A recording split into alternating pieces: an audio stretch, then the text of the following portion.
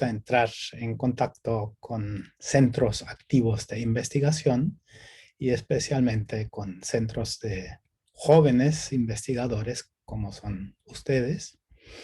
En nuestro proyecto ya hemos tenido contacto con la Universidad de Ica e incluso algunos estudiantes han participado en nuestros proyectos en el pasado. Y con esta ocasión quisiera repasar un poco nuestros trabajos sobre los geoglifos en la zona de Palpa, mm, enseñándoles cómo documentamos los geoglifos y al mismo tiempo presentándoles un poco la metodología, cómo estamos trabajando y cómo estamos tratando de incorporar las nuevas tecnologías que cada vez más tenemos a la mano para avanzar la investigación. Y dicho sea de paso que aunque no haya sido apercibido de esta forma, pero este proyecto en Palpa que desarrollamos desde 1997 ha sido un foco de desarrollo muy importante a nivel mundial, se puede decir, internacional, de estas nuevas tecnologías, ¿no?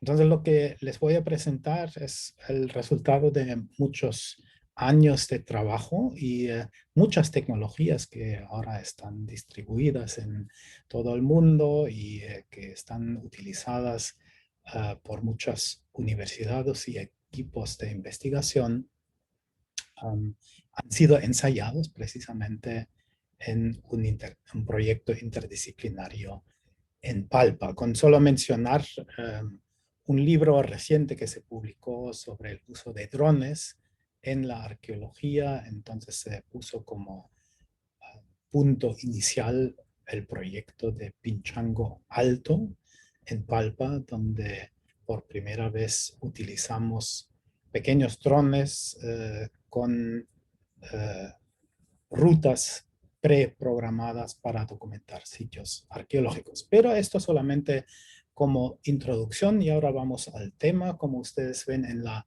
transparencia, el tema central de mi intervención van a ser los geoglifos que han sido el centro de nuestra atención de nuestro proyecto, el punto de partida para investigaciones de diferentes rangos y vertientes y de diferentes épocas, no solamente la cultura nazca, sino al final logramos reconstruir toda la historia ocupacional de este valle tan interesante o de estos valles interesantes en Palpa. Y lo que ven en la transparencia es también el resultado de la aplicación de nuevas tecnologías. No es una fotografía aérea en blanco y negro, sino es una sección de un modelo virtual del terreno generado con técnica de fotogrametría, lo cual la voy a explicar en breves momentos. Todo lo que estoy contando aquí son los resultados que hemos desarrollado junto, sobre todo con mi compañero Johnny Isla, quien desde los inicios de nuestro proyecto, precisamente en 1996, ha sido codirector de los proyectos y un motor muy importante y en realidad la cabeza y el alma de este proyecto y ha sido una cooperación muy fructífera y en realidad debería estar su nombre debajo del título de esta ponencia. Bueno, vamos a acercarnos al área que estamos investigando. Aquí vemos una foto satelital bastante instructiva de la cuenca del Río Grande de Nazca. Vemos aquí la ciudad de Nazca, el río Nazca. Aquí Palpa, cuál es el centro de nuestras operaciones en los últimos años. Y por supuesto aquí en el fondo vemos también el Valle de Ica, donde están ustedes actualmente. Y ya puedo adelantar un poco que no solamente voy a contarles sobre nuestro proyecto de documentación y sobre las nuevas tecnologías. Uno de los objetivos de mi ponencia va a ser también incentivar a ustedes a avanzar la investigación en el mismo sentido como nosotros lo hemos hecho. Ustedes saben que antes se hablaba siempre de los geoglifos o de las líneas de Nazca. Luego, después de que nosotros hayamos desarrollado nuestra investigación en Palpa, han salido a luz todos estos geoglifos y otras evidencias arqueológicas en Palpa. Y ahora cada vez más están saliendo evidencias de geoglifos, no solamente de la época Nazca, sino también de la época Paracas en muchas zonas. Y quiero incentivarlos a investigar también en su zona, porque estoy convencidísimo, o ya sabemos, que en la zona de Ica hay también una gran cantidad de geoglifos que están esperando a ser descubiertos. Bueno, la cuenca de Nazca está caracterizada por un lado, como ustedes saben bastante bien, por una franja ancha desértica que cuenta entre los desiertos más áridos del mundo, con una precipitación mínima en el pasado, por lo menos. Últimamente hay algunas irregularidades que causan lluvias, pero que no caen generalmente aquí en la franja desértica. Lo que caracteriza además este desierto son los ríos, los oasis fluviales que reciben las aguas que caen en la vertiente occidental de los Andes y llevan esa agua hacia el mar. Todos los afluentes de la cuenca del Río Grande de Nazca confluyen en el río Nazca y es el único que atraviesa la cordillera costera para desembocar finalmente en el mar. Este es el ambiente donde se ha desarrollado la cultura Nazca y los geoglifos. Aquí vemos un valle típico de la zona, el valle de Palpa. Por un lado, la zona completamente seca, desértica, y entre medio el fondo del valle del río Palpa, que está irrigado y aprovechado para la agricultura, y esto es pues una típica situación de oasis fluvial que es prácticamente su ambiente de vida donde ustedes han nacido y crecido. Vamos a ver otra característica de estos valles. Podemos ver que los ríos se han cortado con el tiempo en el pasado. En este paisaje, originalmente la superficie del terreno estaba aquí y formaba una planicie aluvial muy grande, muy plana y muy extensa. Esto explica esta línea tan recta y horizontal con una ligera inclinación hacia el oeste, que está aquí, hacia el Océano Pacífico, ¿no? Y esto es precisamente lo que conocemos como las pampas, ¿no? Estas áreas planas, y sobre estas áreas planas se encuentra la mayoría de los geoglifos de la cultura Nazca, siempre en estas áreas planas, y las más famosas, aquí tomadas de un número de la revista National Geographic Magazine. Aquí vemos los tan conocidos geoglifos de la pampa de Nazca con el colibrí, el mono, papagayo, etcétera, etcétera, que han formado el centro de atención tanto de los científicos como, por supuesto, también de los turistas que visitan la zona.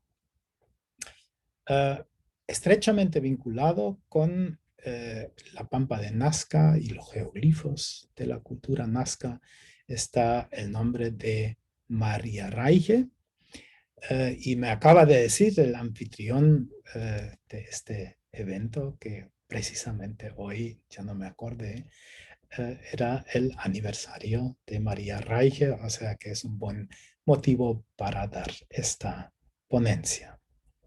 María Reiche es la persona que se ha dedicado durante mucho tiempo, a partir de los años 40, a la conservación de los geoglifos y si no hubiera sido por ella, probablemente la mayoría de la pampa de Nazca y probablemente también las pampas de Palpa hubieran sido destruidos por proyectos grandes de riego y de cultivo. Entonces, es su mérito haber conservado gran parte de los geoglifos y ha incentivado muchos estudios sobre los geoglifos. Fue precisamente con su muerte en 1998 cuando arrancó de lleno nuestro proyecto en Palpa y de cierta manera nos sentimos también herederos ideales del trabajo de María Reiche, que a propósito también era alemana y que se había asentado en los años 30 en el Perú, primero en Cusco y luego en Nazca.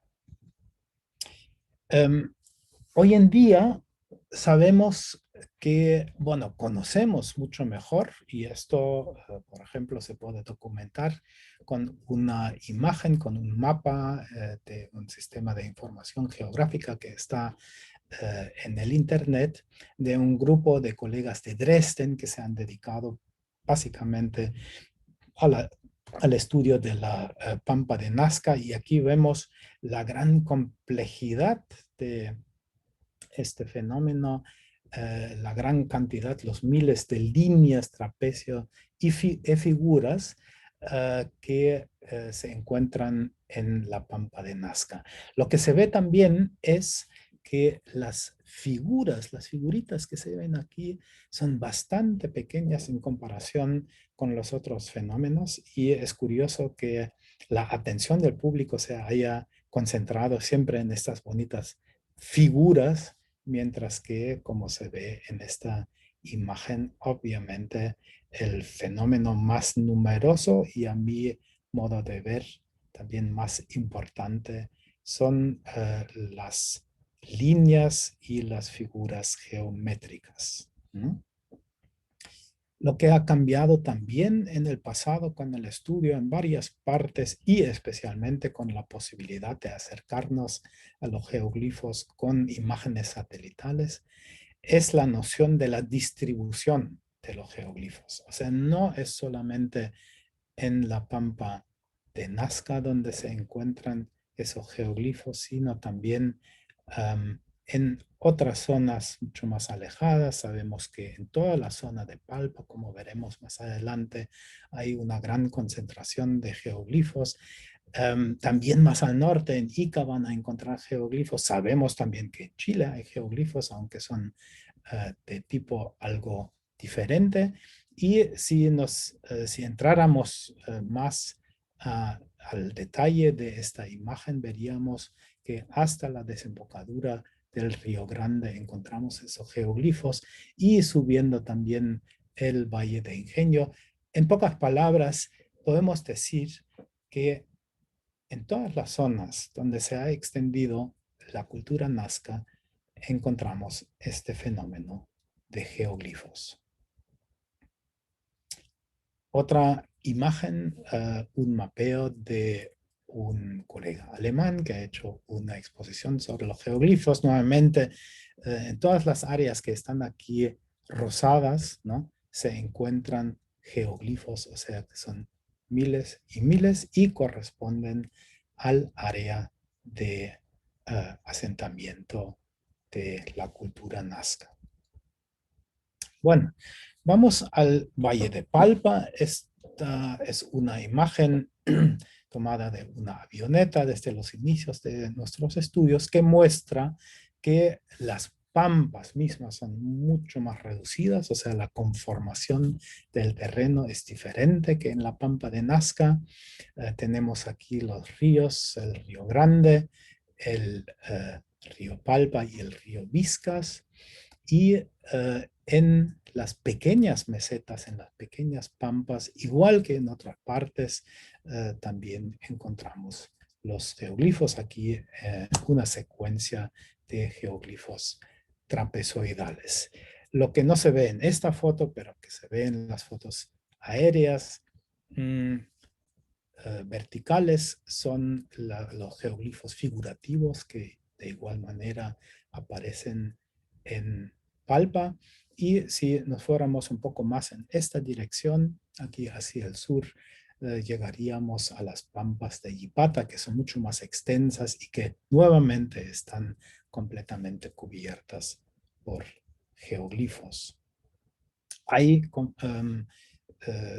geoglifos figurativos, hay geoglifos lineales, trapezoidales. Vemos aquí esta acumulación que recibió el nombre de reloj solar. Y vemos también unos fenómenos a los cuales primero no se ha prestado mucha atención, pero que han cobrado últimamente mucha importancia. Voy a referir a ese fenómeno más tarde. Ahora, ¿cómo se han hecho los geoglifos? Esto se ha repetido muchas veces, pero mucha gente no lo ha entendido muy bien. Y especialmente se vuelve a repetir siempre que la fabricación, o sea, la construcción de los geoglifos era una obra de ingeniería alta.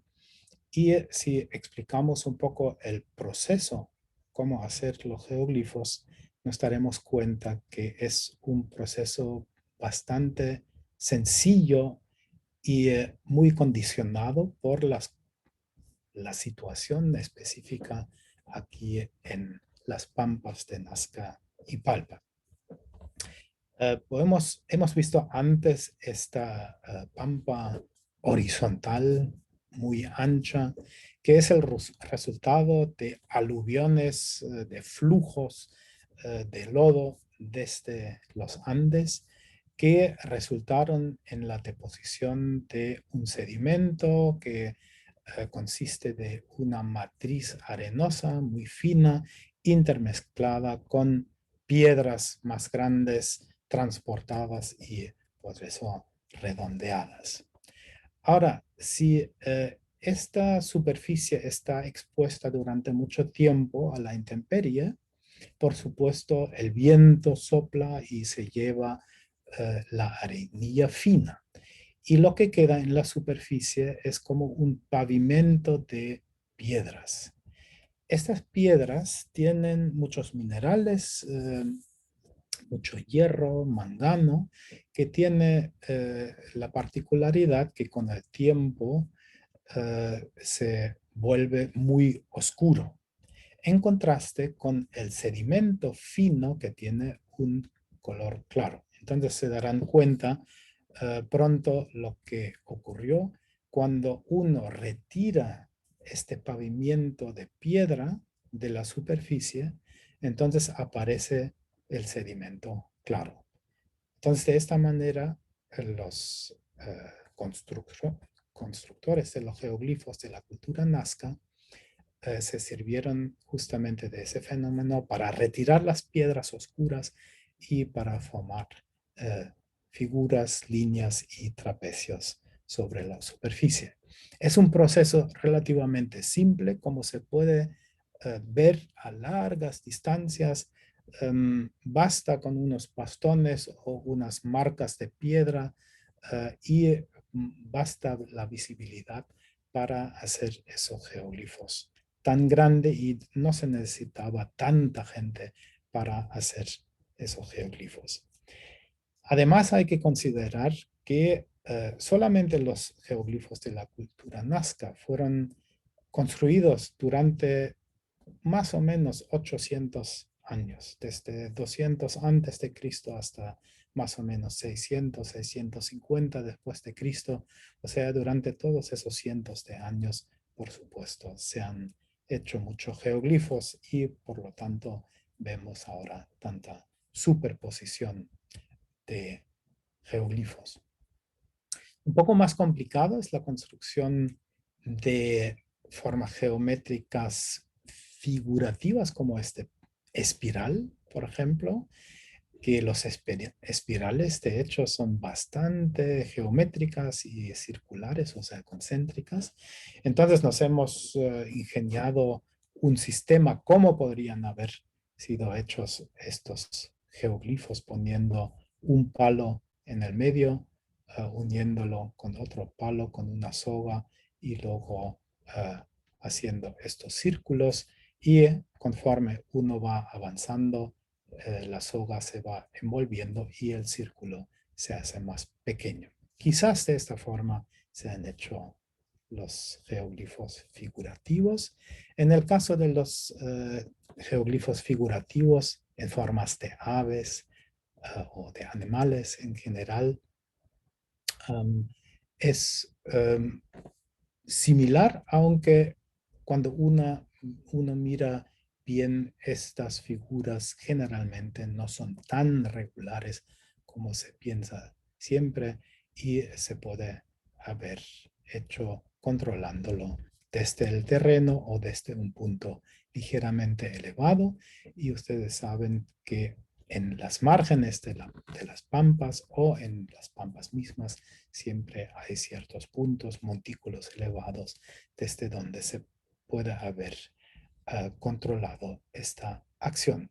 O sea que, a mi modo de ver, la construcción de los geoglifos no es una obra de alta ingeniería. La ingeniería sí la aplicamos en nuestro trabajo, mientras que durante muchos años de estudio que fue dominado por los trabajos de María Reiche, no se han aplicado mucho las tecnologías que tenemos a disposición. En nuestro proyecto introdujimos estas tecnologías, especialmente la fotogrametría, que en los años 70 se ha empezado a desarrollar fuertemente en base a datos digitales y luego ya con metodologías bien desarrolladas pudimos estudiar mediante fotografías aéreas los geoglifos y hacer aquella tarea que nos pareció muy importante, que era la documentación de los geoglifos. Porque curiosamente, después de tantos años de estudio, no se habían fabricado mapas de los geoglifos, ¿no? Lo que llevó a la situación curiosa que mucha gente formuló hipótesis sobre ciertas líneas, sobre la orientación hacia astros o algo por el estilo, sin poder comprobar si otros geoglifos tenían las mismas características. Y nuestra idea fue muy sencilla. Tenemos que mapear los geoglifos, por lo menos de un área ejemplar, como era Palpa, para poner el plano sobre la mesa, sentar los investigadores alrededor y a discutir las diferentes hipótesis y comprobar o desechar esas hipótesis.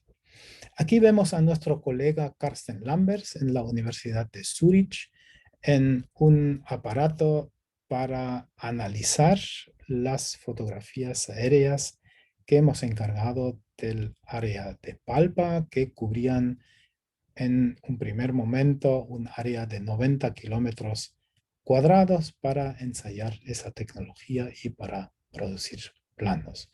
Esto es lo que se ve desde un punto de vista vertical de estos fotos. Y lo que está haciendo Karsten en este momento está vectorizando, o sea, redibujando e interpretando arqueológicamente los geoglifos que está viendo en el terreno. La creación de un modelo digital del terreno consiste de estos componentes. Tenemos fotografías aéreas de las cuales podemos generar lo que se llama ortofotos, o sea, fotos cuyos puntos tienen la característica de estar representado como si estuvieran vistos cada uno de los puntos desde un punto exactamente vertical de arriba. A base de las fotos aéreas se puede crear la superficie del terreno, un modelo digital del terreno. Y un tercer paso es, después de crear esto y después de superponer la ortofoto sobre el terreno, luego hay que interpretar eh, los geoglifos e ingresarlo a un sistema de información geográfica, con lo cual obtenemos un modelo fotográfico o fotorrealista virtual del terreno que nos sirve de herramienta para investigar los geoglifos. Esto es una gran ventaja frente a la metodología anterior de estudiar los geoglifos, que consistía en subir a una avioneta y sobrevolar los geoglifos. Y ustedes se imaginan que es muy difícil cuando pasa tan rápidamente la evidencia, registrarlo, tomar fotos de un ángulo deseado. Y aquí en el modelo virtual del terreno nos podemos mover libremente. Les he traído un pequeño video que sería, digamos, una sección de este modelo, de un vuelo virtual a través de ese modelo digital del terreno. Claro que el modelo virtual en tiempo real ocupa mucho espacio en la computadora, de manera que no lo puedo enseñar online. Entonces tenemos esta pequeña presentación, ¿no? Entonces entramos virtualmente en ese modelo del terreno y vemos la complejidad de las muchísimas líneas que hay allí, los diferentes rasgos, pequeños montículos, ¿no? Um, Algunas cosas modernas que hay que distinguir, ¿no? Y tenemos la gran ventaja, en contraste a una avioneta, que podemos parar en cualquier momento, incluso movernos en el modelo, volvemos, avanzamos, ¿no? Y esto nos sirve mucho para estudiar los geoglifos. Y aquí ya llegamos al final de este pequeño video y vemos aquí en el horizonte muy claramente de que no se trata de la realidad, sino solamente de un modelo virtual. Si sobreponemos los vectores, como los llamamos, los dibujos que ingresamos al sistema de información geográfica, percibimos la complejidad y suponemos que aquí tampoco está todo reconocido. Por ejemplo, aquí se ven todavía pequeñas figuras, quizás alguna línea, ¿no? Entonces se puede siempre seguir completando esta documentación. Y finalmente podemos obtener también mapas muy tradicionales, como en este caso, esto es un mapa que abarca todo el área que nosotros hemos sobrevolado, como acabo de mencionar, unos 90 kilómetros cuadrados, y ustedes ven la gran complejidad de geoglifos que hay aquí en la cresta de Sacramento, como se dice. Aquí está Palpa y al otro lado está la Pampa de Ipata, que nuevamente está llena de geoglifos. Y si sacamos aquí una ampliación, podemos ver otra vez el reloj solar con todos estos vestigios. Entonces, creo que está bien claro que es muy importante crear primero esta base de documentación uh, antes de seguir avanzando con el estudio de los geoglifos. Aquí hay otro ejemplo, al principio un poco rápido, de una zona que ha recibido el nombre de Templo de la Fertilidad, ¿no? Donde encontramos también estos grandes geoglifos geométricos. Pero encontramos también otras cosas que resultaron muy importantes para el avance de nuestro estudio. O sea, viendo todos los geoglifos en conjunto, se detectan unas cosas llamativas como estos montículos, por ejemplo, ¿no? Que generalmente se encuentran en los terminales de los trapecios. Seguimos y encontramos otro vestigio muy importante, que son estas figuras que obviamente son muy diferentes y más difícilmente visibles que estas figuras grandes. Y estas figuras figurativas, ya les puedo adelantar, son geoglifos de una época anterior, de la época Paracas, que ahora últimamente están saliendo cada vez más a la luz en diferentes regiones. Aquí hay otra figura y ahora subimos a lo que es la Pampa y nuevamente aquí hay una gran cantidad de geoglifos que antes ni siquiera eran conocidos por la población que vivía allí en los alrededores, ¿no? Ahora, como ustedes quizás saben, hemos instalado un pequeño museo en la municipalidad de Palpa, donde se pueden ver los planos que son el producto de estas investigaciones. Ahora, estas pequeñas figuras, ¿no? Aquí nuevamente estas figuras del templo de la fertilidad, como se llama, um, se pueden identificar y comparar con figuras que conocemos de la cultura Paracas, que es famosa, entre otras cosas, por sus textiles. Y aquí tenemos una figura que podemos comparar con la del geoglifo. Podemos ver, por ejemplo, la cara aquí. Aquí estaría la cara. Tenemos los apéndices aquí, estos apéndices que terminan en otras caritas como estas, ¿no? Entonces, por estas comparaciones iconográficas, podemos situar este tipo de geoglifos en la época Paracas tardío. En general, el fechado de los geoglifos durante mucho tiempo ha sido otro problema grande que tratamos de resolver. Ahora con el tiempo hemos detectado cada vez más de este tipo de geoglifos que generalmente son de tamaño reducido, muestran figuras antropomorfas o zoomorfas y no se encuentran generalmente o en su mayoría en las pampas planas, sino más bien, como acabamos de ver, en las laderas, ¿no? O sea que estas figuritas estaban hechas como imágenes que debían ser vistos desde el valle. Uno de los grupos más llamativos es este grupo cerca de Ipata, nuevamente lo vemos en una ladera.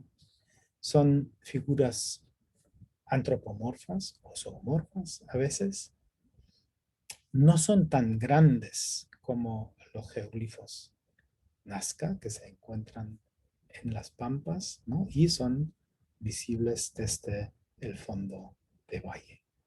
Allí, como ustedes sabrán, que está cerca de la carretera panamericana, hay un mirador desde donde se pueden ver estos geoglifos de Tipata. Ahora les he mencionado anteriormente el sitio de Pinchango Alto, que les muestro aquí en esta imagen, brevemente solamente para decirles que con este sitio empezó el uso de drones en nuestro proyecto, ¿no? O sea, porque este sitio que está muy alejado del valle pero donde los muros están todavía perfectamente visibles. Allí queríamos documentar y hacer levantamiento con drones, por un lado, este es el dron que mencioné, y por otro lado, con escaneo láser, que también se ha vuelto en un instrumento, una herramienta muy importante para la documentación de sitios arqueológicos. Les muestro brevemente un vuelo sobre el sitio de Pinchango Alto para decirles que el levantamiento de este sitio, que con métodos tradicionales, o sea, con estación total, ha durado meses, ¿no? Y lo practicamos, ¿no?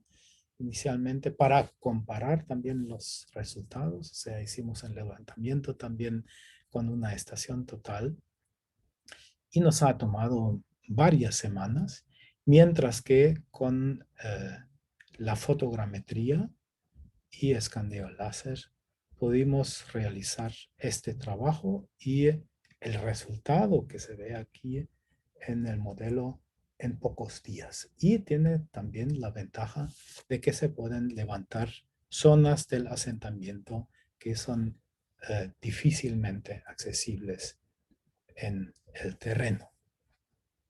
Ahora han evolucionado los drones, seguramente ustedes conocen este aparatito de DJI que está ahora por todo el mundo. Hay instrumentos más sofisticados que nos sirven sobre todo para cargar um, cámaras fotográficas más pesadas, ¿no? Y hay por supuesto, también un desarrollo constante de la tecnología y una de las tomas más recientes aquí en la Pampa de Ipata es esta, donde documentamos este geoglifo del pelícano tan famoso y, dicho sea de paso, documentamos también esta destrucción que se efectuó pocos días antes por bueno, se puede decir, creo que sí, un idiota que incluso puso su nombre para identificarlo, quien destruyó aquí el patrimonio. Bien, con el uso de dron entramos en un rango de visibilidad que no cubría la fotografía aérea desde las avionetas que utilizamos para el primer mapeo. Y como se muestra en estas fotos, cuando uno se puede acercar más con el dron y posicionarlo mejor, detectamos muchas figuras que son difícilmente visibles a primera vista. Y así, poco a poco, en los últimos años, hemos descubierto cada vez más de estas figuritas pequeñas. No sé si ustedes pueden reconocer aquí una figura con alas. Hay un cuadrúpedo con una cola larga. Aquí otro animalito, aquí una pequeña ballena y aquí nos acercamos un poco más.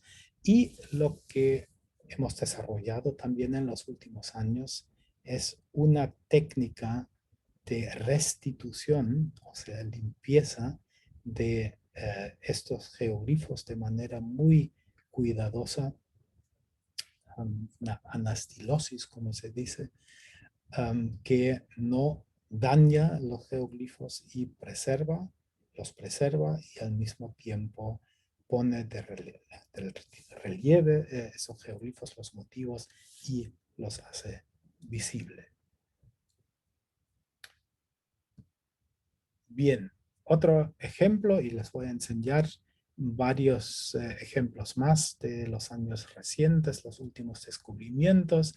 Aquí en esta imagen casi no visible y tengo que admitir, se necesita un buen ojo y mi colega Johnny Isla lo tiene para reconocer estas figuritas. Y si ustedes conocen un poco la iconografía Paracas, van a reconocer fácilmente las figuras que también conocemos de los textiles. Otro que recibió el nombre de el danzante, en este caso, y el mono, ¿no? Fue descubierto recientemente y como ustedes saben, hasta en la Pampa de Nazca, en un área poco observada, se han detectado nuevas figuras de la cultura Paracas, que curiosamente salió a los medios de comunicación y dio la vuelta por todo el mundo recientemente, a pesar de que en los últimos años se han descubierto muchos de estos geoglifos nuevos. Aquí la familia real, una figura muy típica, antropomorfa, con estos rayos tocado probablemente en la cabeza, que se encuentran también en petroglifos en varias partes. Aquí un caso muy particular y muy interesante además, de un geoglifo que fue documentado ya en los años 40 por María Reich. Ella tomó una foto durante un vuelo con una avioneta y esta foto se publicó en los años 70 en una, bueno, la única exposición de sus fotografías que se hizo en Alemania, pero la ubicación de este geoglifo no se conocía y la información que estaba en este catálogo no era correcta. Después de una búsqueda, y no sé si ustedes conocen o reconocen el motivo, aquí sería el ojo de una ballena, ¿no? Aquí hay un plato donde hay una representación muy similar. Aquí el brazo, aquí las aletas, ¿no? La, la cola de la ballena, ¿no? Y alguna figurita delante. Y después de una larga búsqueda y casi por casualidad, Johnny Isla la volvió a ubicar más al sur de la localidad de Yipata. Y esta era la situación actual de este geoglifo. Ustedes ven que en la foto anterior estaba invertida. Esta es la posición correcta, ¿no? Y luego de una cuidadosa limpieza y documentación se puede reconstituir este geoglifo, que es, a mi modo de ver, uno de los geoglifos más impresionantes y bonitos, de un largo de más o menos 80 metros. Pero lo más interesante de este geoglifo es que adopta una posición más o menos intermedia entre los geoglifos Paracas y los geoglifos Nazca. La iconografía es claramente ya Nazca, pero la técnica de hacer los geoglifos es todavía en parte Paracas, porque los Paracas lo que hacían es parte de los motivos, los acumulaban, como en este caso los ojos y la boca, y en general esta figura aquí, igual que esta, es todavía del tipo de Paracas, mientras que el resto es ya Nazca. O sea que esta figura marca prácticamente la transición entre los geoglifos Paracas hacia los geoglifos Nazca. Y no es por nada que este geoglifo también se encuentra en una ladera y todavía no en la pampa arriba. Volvemos a la pampa porque lo que siempre quedaba en el aire era la pregunta: ¿para qué servían estos geoglifos? ¿Eran realmente solo dibujos en el terreno? Qué locura de pasar todo el tiempo haciendo dibujos, pero ¿por qué tan grande, tan geométricos? Y se nos hizo la pregunta también si realmente eran hechos para ser vistos, aunque no se podían ver muy bien desde el fondo del valle. Y utilizamos nuevamente nuevas tecnologías como aquí la magnetometría para detectar posibles vestigios que nos indiquen huellas de uso sobre los geoglifos. Estoy superponiendo aquí el magnetograma, que es el resultado de la magnetometría, y lo que vemos son lo que se llaman las anomalías, que son disturbaciones en el subsuelo que en la superficie no son visibles, y de esta manera descubrimos muchos vestigios que pueden ser interpretados como uh, evidencias de antigua actividad sobre estos geoglifos. Y esto se confirmó cuando, después de solicitar los permisos pertinentes, por supuesto, cuando empezamos a investigar ciertas estructuras que habíamos documentado sobre los geoglifos, especialmente estos montículos que muchas veces se encontraban en las partes terminales de los geoglifos, y retirando las piedras detectamos que se trataba de estructuras construidas, mejor dicho, pequeñas plataformas o altares, porque así lo podemos interpretar, porque en estas estructuras encontramos ofrendas en gran cantidad, cerámica, por supuesto, textiles, aquí muy deterioradas, pero también frutos, o sea, de cultivo, y lo que ustedes seguramente conocen muy bien son cantidades de restos de concha Spondylus, que es una concha, como ustedes saben, que no se encuentra en las aguas de la costa sur, sino fue una concha traída de las aguas tropicales de Ecuador, y que ha sido considerado en el Perú prehispánico como símbolo de agua y fertilidad. De esta manera, y claro que hay muchas otras evidencias, nos condujo a la interpretación de estos sitios como sitios de culto, de veneración, de ofrendas a agua y fertilidad.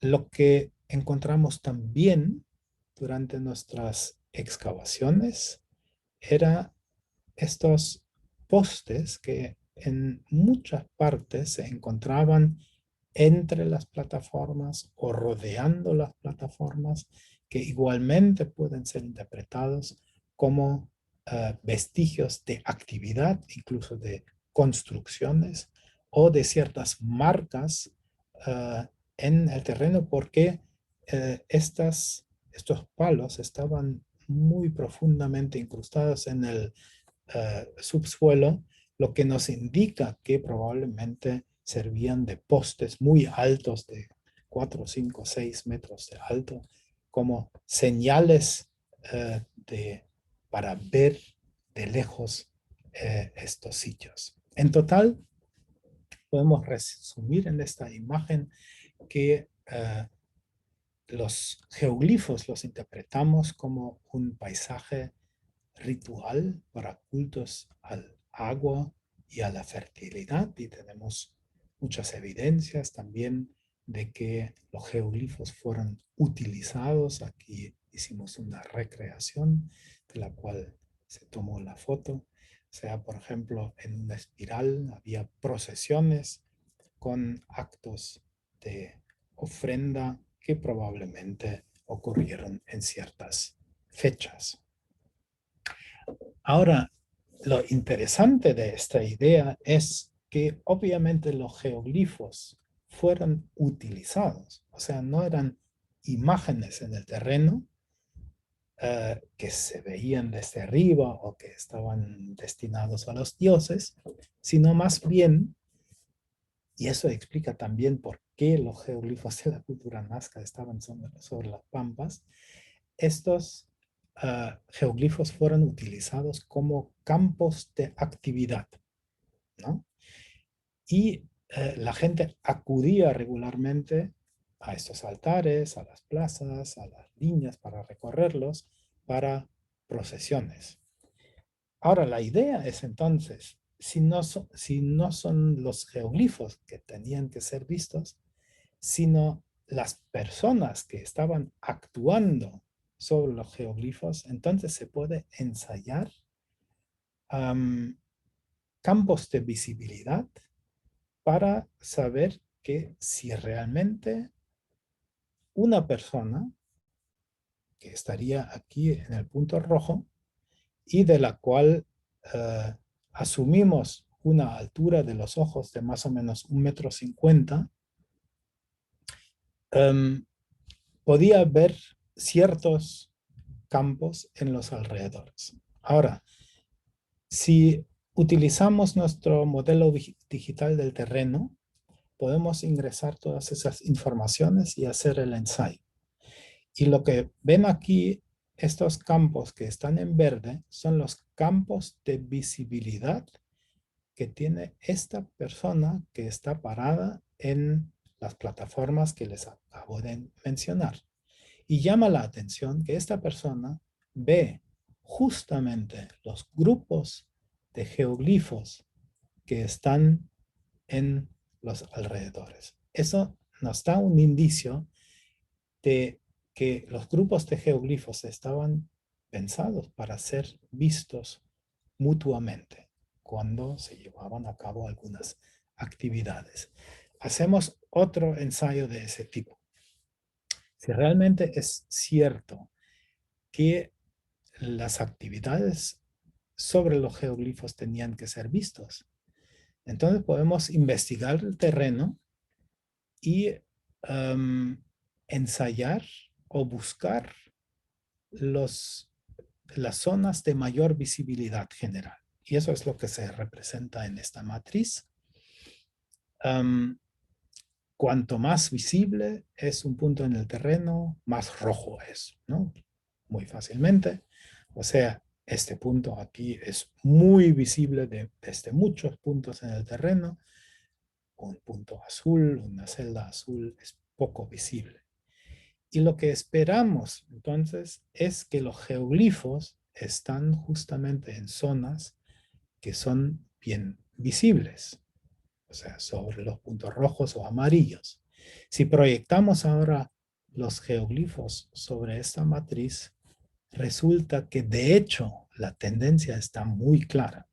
Los grupos de geoglifos están en campos de buena visibilidad, lo cual nos apoya nuestra hipótesis de que los geoglifos de la cultura nazca eran campos de actividad donde se llevaban a cabo ciertos rituales. Esto lo hemos convertido en esta recreación que hizo nuevamente un artista de la National Geographic, y así nos imaginamos la situación, ¿no?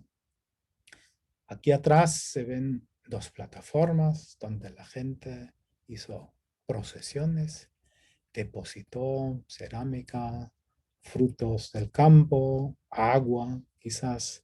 Aquí hay una persona que está rompiendo una vasija. Las actividades de los Nazca, las actividades rituales siempre estaban acompañados de música. Este señor lleva comida que depositaba como ofrenda. Y aquí hemos recreado un poste, ¿no? O sea, justamente allí donde lo encontramos entre las plataformas, hemos puesto un poste alto y nos imaginamos que este poste podía haber servido como marca de visibilidad, quizás con una bandera, ¿no? Para que gente en otros grupos de geoglifos donde se estaban llevando a cabo actividades podían ver mejor, ubicar mejor estos altares. Entonces, fantasía, reconstrucción nuestra a base de las evidencias arqueológicas. Ustedes sabrán que en años recientes hemos organizado una exposición grande que tuvo bastante repercusión. Se enseñó en el Museo de Arte de Lima y tuvo muchos visitantes. Luego pasó a Bonn, en Alemania, donde estoy yo actualmente. Luego estuvo también en Madrid, o sea que llamó bastante la atención. En la preparación de esa exposición pudimos desembalar una colección de objetos de cerámica que estaban almacenados en el Museo de Arte de Lima, y la exposición del Museo de Arte de Lima sirvió, entre otras cosas, para mostrar por primera vez esta colección. Entre las piezas había una pieza muy llamativa, que es esta, donde se ve, esto ya es muy interesante, una cabeza que se llama cabeza trofeo. No sabemos si son trofeos, pero así, colgada en un poste muy alto, un poste con una bandera.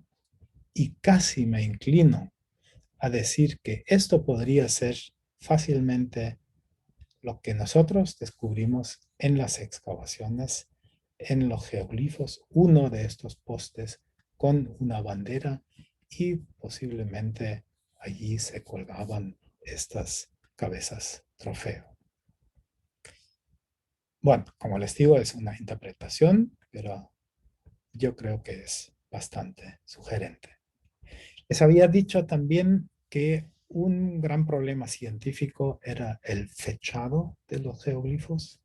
Claro que se dice siempre que son de la cultura nazca, pero nadie lo pudo demostrar. La gran cantidad de cerámica nazca sobre los geoglifos era un indicio relativamente claro de que los geoglifos eran o fueron utilizados en la época nazca, pero no era una prueba científica. En el marco de nuestro proyecto pudimos tomar muchas muestras de las estructuras excavadas y asociadas con los geoglifos, y pudimos fecharlo en este instrumento, que es un instrumento de fechado de radiocarbono con la técnica de AMS, o sea, se pueden fechar sustancias muy pequeñas, y en el marco de nuestro proyecto fue desarrollado una máquina mucho más pequeña, la que ven aquí, de las que eran antes, porque antes ocupaban un espacio mucho más grande. O sea, aquí también nuevamente hubo un desarrollo que partió de nuestro proyecto en Palpa y ahora se ha establecido en todo el mundo. Otra tecnología que seguramente tiene mucho futuro es el fechado de superficies de piedra por la técnica de luminiscencia ópticamente estimulada. Llevaría demasiado lejos explicar ahora todos los detalles, pero basta con decir que esta técnica nos permite fechar el momento cuando la superficie de una piedra ha visto la luz por última vez. Esto es un momento bastante importante para los geoglifos, porque, como hemos visto, los geoglifos fueron hechos moviendo piedras, ¿no? Retirándolos de la superficie y acumulándolos en los bordes de los geoglifos. Este momento se puede fechar, y esta técnica la pudimos aplicar aquí. Todavía no tiene la precisión que deseamos, hay un error de 50 hasta 100 años, pero nos da la pista y un marco general para decir que los geoglifos son, de hecho, o sea, estos geoglifos geométricos son de la época Nazca. Sabemos que la mayoría de los trapecios se hicieron en la época Nazca tardío y se intensivó la actividad de los geoglifos en esa época y especialmente la construcción de los pequeños montículos se intensivó hacia finales de la época Nazca. Las muestras para esa tecnología tienen que ser tomadas de noche, ¿no? Porque cuando se ilumina la superficie de la piedra, se pierde la señal y ya no se puede fechar. Bueno, con esto quiero terminar. Ustedes quizás han visto que el estudio de los geoglifos es un tema muy fascinante, nos lleva a muchas otras ramificaciones.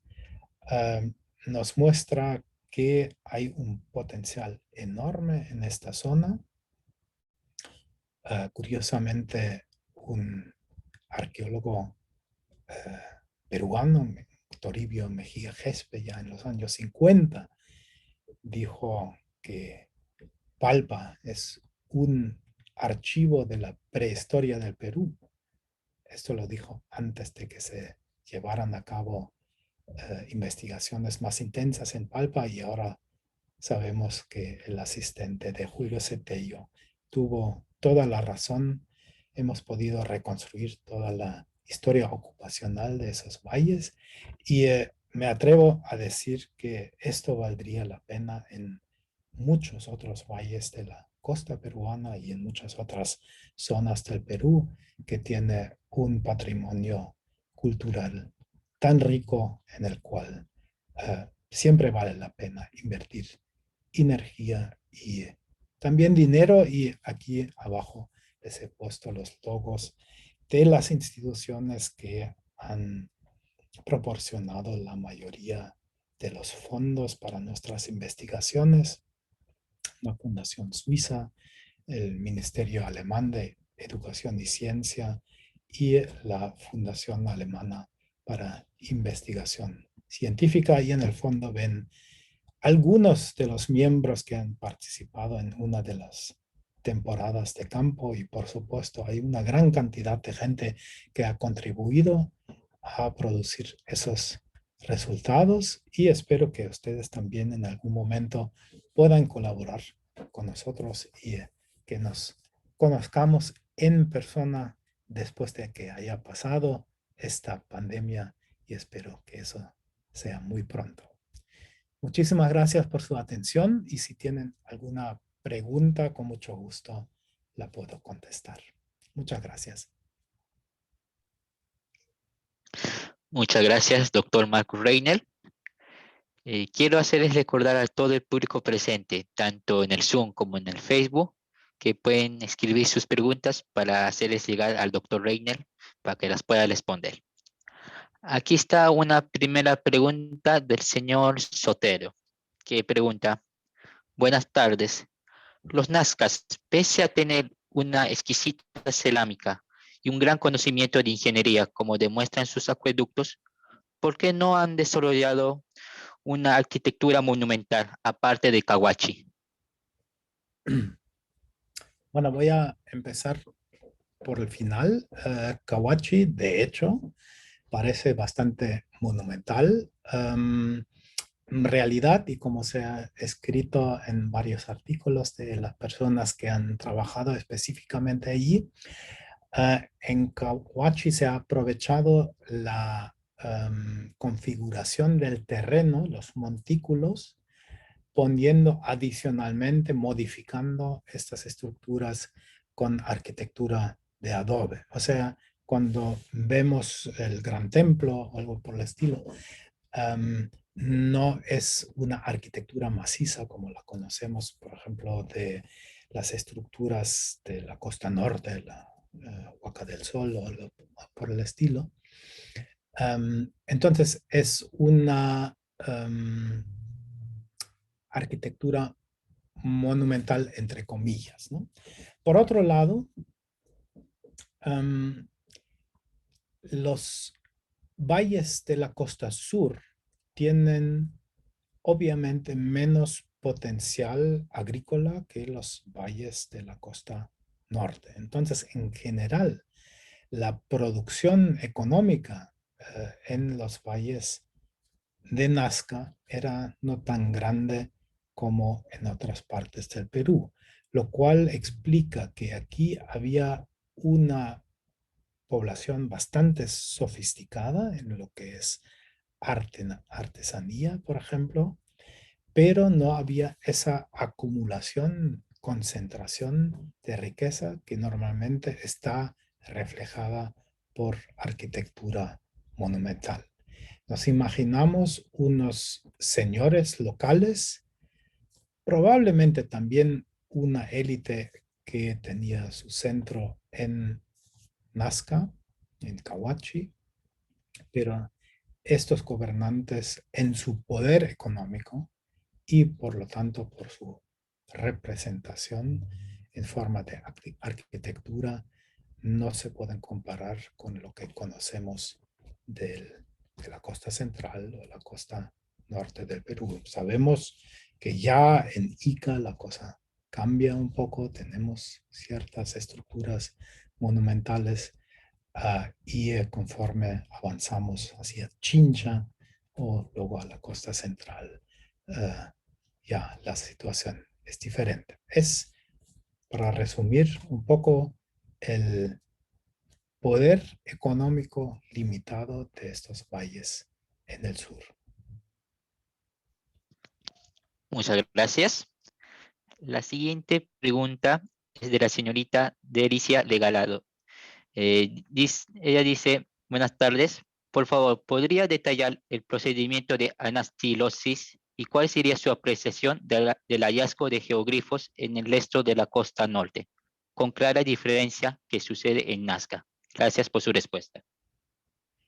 Anastilosis es el nombre griego para restitución, ¿no? Y en el caso de los geoglifos paracas tenemos el fenómeno de que ciertos elementos o la mayoría de los elementos fueron construidos acumulando piedras. Como los geoglifos paracas generalmente estaban ubicados en laderas, con el tiempo y con los temblores y hasta terremotos ocasionales, estas acumulaciones de piedras se movieron, se cayeron piedras, de manera que ya no eran tan nítidas las conturas de los motivos, lo cual hace que es difícil reconocer esos motivos. Cuando uno se acerca, conoce mucho mejor, reconoce mucho mejor el motivo original y se puede reconstruir fácilmente la ubicación original de las piedras caídas. Reponiendo estas piedras se puede restituir la forma original de los geoglifos, ¿no? Esto es lo que se describe como anastilosis. Ahora la comparación con los geoglifos de la costa norte, sabemos también que hay geoglifos allí en el valle de Casma, en Caral, ¿ya? Es el mismo fenómeno, ¿no? O sea, obviamente la zona desértica se presta para hacer este tipo de geoglifos y por lo tanto se ha hecho también en el pasado.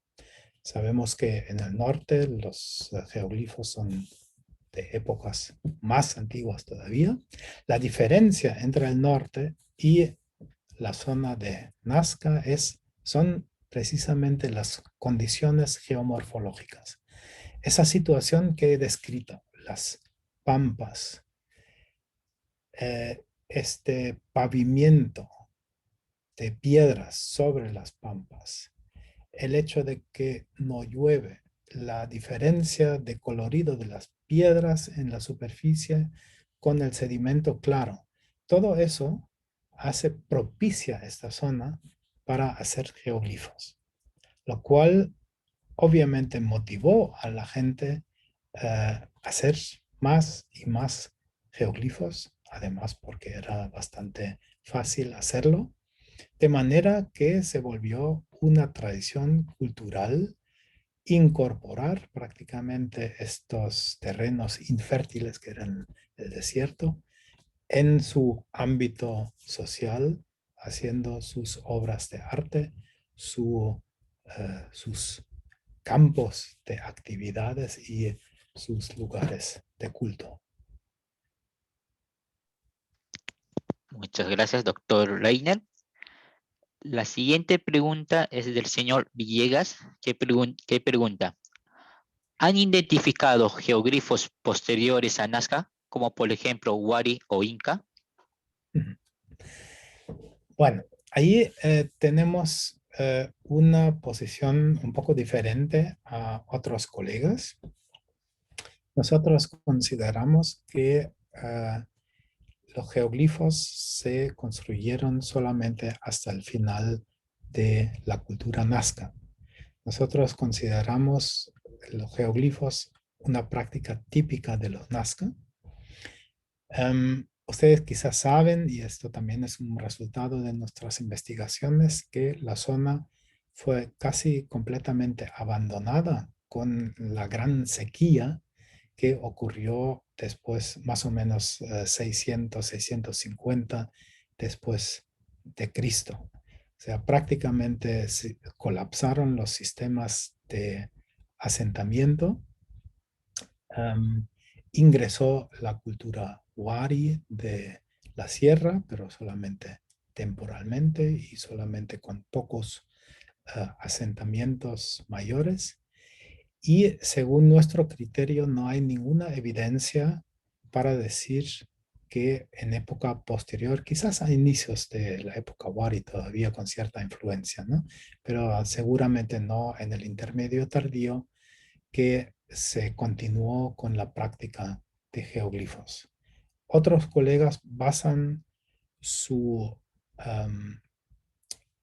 tesis de que hay también geoglifos de épocas más tardías a Nazca en el hecho de que se encuentra cerámica de, o sea, Wari y del intermedio tardío sobre los geoglifos.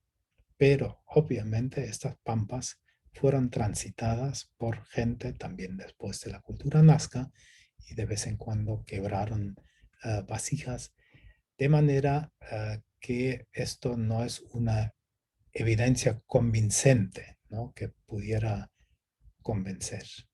Es más, nosotros sabemos que hay estructuras, especialmente del intermedio tardío, que se superponen sobre los geoglifos sin respetar los geoglifos Nazca, lo cual nos induce a pensar que para la gente de la cultura Ica Chincha, o sea, del intermedio tardío, los geoglifos ya no tenían importancia. Muchas gracias. La siguiente pregunta es del señor Lobo, que pregunta, viendo la gran cantidad de geoglifos y sus diferentes formas, ¿cree que los nazcas eran una sola unidad social y política o en su lugar eran diversos grupos políticos? Allí nosotros creemos bien claramente que los Nazca era una sociedad bastante homogénea, unida por creencias comunes, por prácticas comunes, por estilos cerámicos, incluso muy homogéneos, que van desde el Valle de Pisco, o por lo menos Ica, hasta el Valle de Acarí. Los geoglifos también son evidencia de una uniformidad y nosotros incluso creemos, esto también un poco en contraste a otros colegas del campo, que los Nazca formaban un sistema político que tenía su capital en Cahuachi y que tenía centros regionales en los diferentes valles que abarcan el área de la cultura nazca. O sea, claramente era una unidad cultural y probablemente también política. Muchas gracias. La siguiente pregunta es del señor Álvarez, que pregunta, ¿cuál es el número de geoglifos en las Pampas y la elaboración de las líneas es la obligación de mano de obra especializada, trabajos obligatorios o su ejecución correspondía a todos los miembros de la sociedad Nazca? Es muy difícil calcular el número en total de los geoglifos, pero se pueden hacer extrapolaciones. Por ejemplo, el área que nosotros documentamos, 90 kilómetros cuadrados, contenía más o menos 1500 geoglifos, ¿no? Que es una cantidad bastante grande. Si extendemos este cálculo a toda el área que conocemos donde se extendieron los geoglifos, más o menos se podría llegar a un número de unos 20, 30 mil geoglifos en total, ¿no? Que es una gran cantidad. Ahora, nuestra idea es que los geoglifos eran, la construcción de los geoglifos era una actividad dirigida por especialistas religiosos que guardaban la uniformidad de los geoglifos, porque obviamente hay pautas, ¿no? O sea, trapecios, incluso grupos y secuencias de geoglifos que se ejecutan. Nos imaginamos y así lo representamos también en dibujos de reconstrucción, que había especialistas como sacerdotes que dirigían los trabajos y participaba la población en estos trabajos. Ahora, ¿cómo exactamente se llevaron a cabo estos trabajos? No podemos decir y cómo estaban organizados. Tenemos evidencias de los diferentes pasos de construcción de geoglifos, ¿no? Retirando piedras de la superficie, superponiendo las piedras en pequeños montículos y después retirar los montículos. Pero cómo estaba organizado esto dentro de la sociedad no lo podemos decir con claridad. Hay hipótesis de que grupos de geoglifos pertenecían a ciertos grupos de parentesco, como por ejemplo linajes o familias, que se dedicaban a cuidar ciertos grupos de geoglifos, ¿no? Pero ahí hay mucha especulación y todavía mucho campo para investigación en el futuro. Muchas gracias. La siguiente pregunta es del señor Villegas, que es, ¿se ha podido identificar qué tipo de madera fueron los postes? Sí, eran madera de sauce.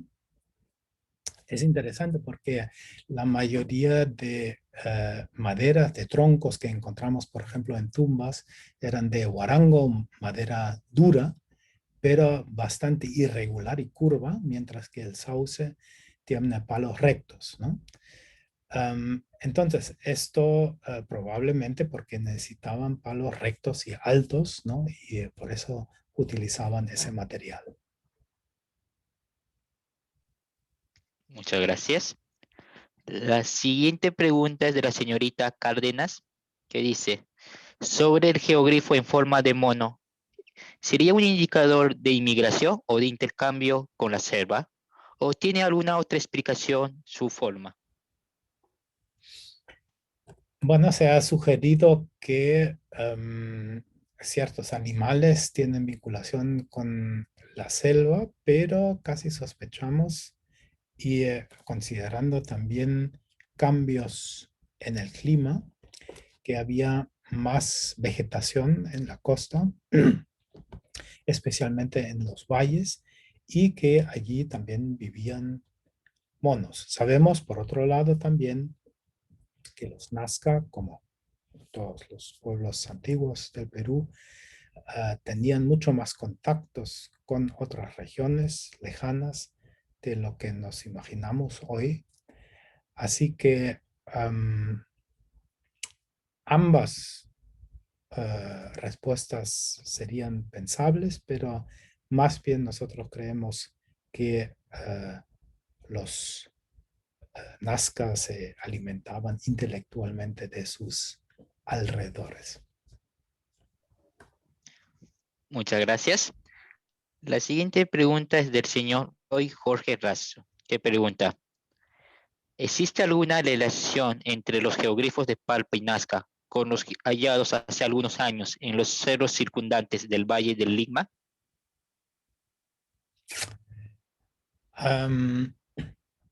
Bueno, obviamente hay relación entre Palpa y Nazca, eso está claro, pero eso tampoco era la pregunta. No hay relación directa, tampoco iconográfica. No sabría decirles ahora la temporalidad de los geoglifos de la costa central, creo que todavía no está determinado. Hay que considerar, por otro lado, que, como he dicho, que la práctica de hacer geoglifos existe en muchas partes y en muchas épocas en el antiguo Perú y también en otros países. Y es simplemente muy sugerente en las laderas, por ejemplo, poner símbolos o signos como se hace todavía hoy en día en caso de propaganda de empresas o incluso en caso de propaganda política, como ustedes saben muy bien. Así que no necesariamente el fenómeno de los geoglifos o de hacer geoglifos tiene que significar que había relaciones culturales entre los constructores de esos geoglifos. Muchas gracias. La siguiente pregunta es del señor Álvarez, que es, ¿habría la posibilidad de que aparte de las cabezas trofeo, también se hayan hecho sacrificios humanos o de animales en los geoglifos? Animales definitivamente, porque encontramos animales de mar, por ejemplo, mucho cangrejos, encontramos papagayos, encontramos cuyes, ¿no? Como ofrendas, esto sí. La iconografía sobre cerámica nos indica que se hicieron también sacrificios o por lo menos ofrendas de cabezas trofeo en montículos que podrían ser montículos o sea, las plataformas que encontramos en los geoglifos. Pero ustedes ya notan mi cautela, falta simplemente la evidencia arqueológica para este tipo de anunciados. Así que sacrificios humanos simplemente no sabemos. Muchas gracias. La siguiente pregunta es del señor Lazo, que es, ¿se está tomando medidas de prevención para evitar que los geoglifos sean afectados por los agentes de erosión del clima, como el viento y las escolentías de erosión superficial estacionales, como los flujos de lodo? Mm. Tengo que decir que las acciones del clima son el menor peligro para los geoglifos. ¿Ya? Los geoglifos han durado, se han conservado durante cientos y miles de años. Hay ciertos daños últimamente en la Pampa de Nazca, por ejemplo, a los geoglifos por las precipitaciones que se producen en la sierra y hay correntías que llegan hasta la Pampa de Nazca que pueden dañar los geoglifos. Pero los daños mucho más grandes y cuando se comparan números, se superan mucho a los fenómenos naturales son los daños causados por humanos, por la extensión de asentamientos, por vehículos que atraviesan las pampas, por basurales que se establecen sobre geoglifos. Y estamos luchando para evitar esto, para concientizar a la población, ¿no? Para que vean que hay un patrimonio mundial, lo que son las líneas de Nazca, muy importante, que es importante conservarlo, ¿no? En ese sentido, vale la pena apoyar las autoridades en proteger las líneas de Nazca y Palpa y de otras partes, y que el efecto del clima es mucho menor que el peligro que se puede decir humano. Muchas gracias.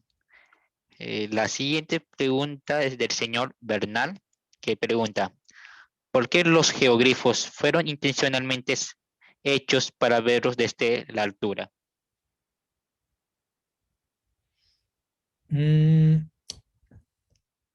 Esta, diría yo, es una idea un poco tradicional, para no decir anticuada. Eso es lo que se ha hecho siempre, se ha dicho siempre que los geoglifos eran imágenes hechas por los dioses o para los dioses. Nosotros pensamos que pudimos demostrar que los geoglifos de la cultura nazca en realidad no eran imágenes, sino campos de actividad, campos para procesiones, para realizar ofrendas, ¿no? Para actuar encima, ¿ya? Prácticamente canchas. Entonces, yo creo que hay que cambiar un poco la visión de los geoglifos como imágenes para los dioses, sino eran obras hechas por y para las personas humanas, para sus actividades sociales. Muchas gracias. La siguiente pregunta es de la señorita Castillo, que es, ¿en qué se diferencia los geoglifos de Palpa y Nazca? En nada, son exactamente iguales. El terreno es un poco diferente. Las pampas en Nazca son más amplias.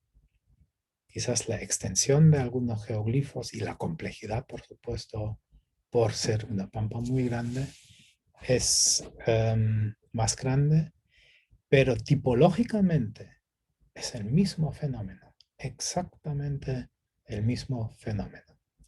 No hay diferencias. Muchas gracias. Y ya para finalizar, la última pregunta que nos han dejado es de la del señor Canabili, que pregunta, ¿las líneas de Nazca tienen alguna relación con los astros? Eh, no se ha demostrado todavía. Esto es una de las hipótesis que se ha formulado desde los inicios. Ustedes saben quizás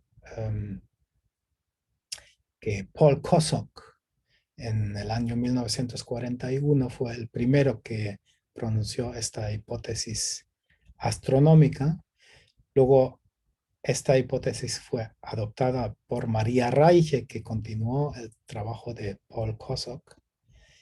Hubo intentos de demostrar el significado astronómico en los años 60, finales de 60, por un tal Hawkins, astrónomo, arquivoastrónomo, quien llegó al resultado que no hay una relación significativa entre la orientación de los geoglifos que él investigó y ciertos fenómenos astrales. Luego, en los años 80, principios de 90, Anthony Aveni, uno de los arqueoastrónomos más destacados del mundo, hizo un proyecto para comprobar o desechar la hipótesis astronómica y llegó al resultado que no hay una coincidencia significativa entre orientaciones astronómicas y los geoglifos. Ahora, yo siempre he dudado de la posibilidad de que los geoglifos pudieran ser herramientas para observar los astros, ¿no? Porque mirando sobre los geoglifos o a lo largo de los geoglifos es muy difícil observar fenómenos en el horizonte, ¿no? Porque por la mañana hay mucha bruma en el aire, al atardecer hay mucho polvo en el aire, o sea, nunca se puede observar claramente el horizonte. De cierta manera, nosotros hemos hecho un descubrimiento que ha vuelto a poner sobre el tapete esta discusión y que son justamente estos postes en los geoglifos que podrían existir en muchas más partes, por ejemplo, en las esquinas de trapecio. Y si existen esos postes, entonces podrían haber servido para visar líneas, no en sentido horizontal, sino hacia arriba y precisamente hacia los astros. O sea, este fenómeno, a mi modo de ver, volvió a abrir la posibilidad de la discusión del significado astronómico, pero ahora lo que necesitamos sería especialistas que trabajen con los simuladores digitales pertinentes que existen hoy en día para comprobar una orientación de los geoglifos a algunos de los astros. Pero francamente, yo dudo, viendo la gran cantidad de orientaciones y la gran diversidad de los geoglifos, lo hemos mapeado las orientaciones, por ejemplo, de los 1500 geoglifos documentados en nuestra área de investigación y pues cubren prácticamente todas las direcciones de la brújula. Así que no puedo decir que sí o que no, queda abierto y con mucho gusto yo vería una investigación que confirmara convincentemente el significado astronómico de los geoglifos, pero todavía no hay pruebas para ello. Muchas gracias, doctor Marcus Reiner, por la ponencia. Nos siguen dejando algunas preguntas, pero sabemos que ya en Alemania ya es altas horas de la noche, así que no le queremos más quitar más tiempo. De parte de todo ese semillero, le queremos agradecer por brindar parte de su tiempo en brindarnos esta importante charla sobre uno de los más patrimonios más importantes que tiene la humanidad, y justamente por cuestiones del destino cayó justamente en la fecha de natalicio de la gran doctora María Reich. Nuevamente le queremos agradecer a su persona y esperamos que todo vuelva lo más pronto posible a la normalidad para ya tenerlo presencialmente de nuevo acá en el Perú para que pueda continuar sus investigaciones. Muchísimas gracias por las buenas preguntas, por la asistencia y por la invitación y espero verles pronto en persona. Muchas gracias, doctor. Y también quiero invitarles a todo el público presente al día de mañana a las 6 p.m., donde el licenciado Alex Guamaní va a exponer sobre los acueductos Nazca. Sin más que agregar, hasta una próxima oportunidad, doctor, y a todo el público presente. Hasta luego. Hasta luego, muchas gracias.